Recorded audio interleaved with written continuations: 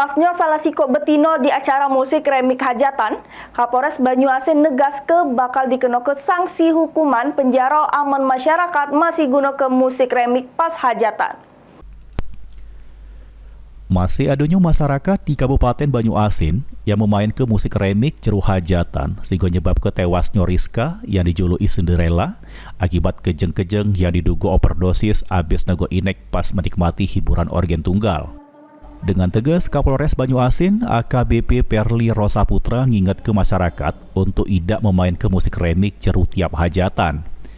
Menurut AKBP Perli Rosa Putra, bagi para masyarakat khususnya Kabupaten Banyuasin yang masih nyetel hiburan dengan musik remik atau musik DJ bakal dikenakan sanksi pidana hukuman penjara.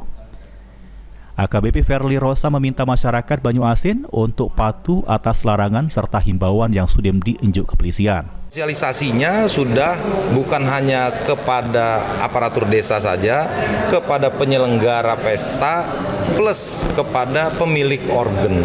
Udah kita sampaikan melalui jajaran kita, Polsek-Polsek, Babin Kamtipmas, untuk para pemilik organ dan penyelenggara kegiatan atau kepanitiaan tidak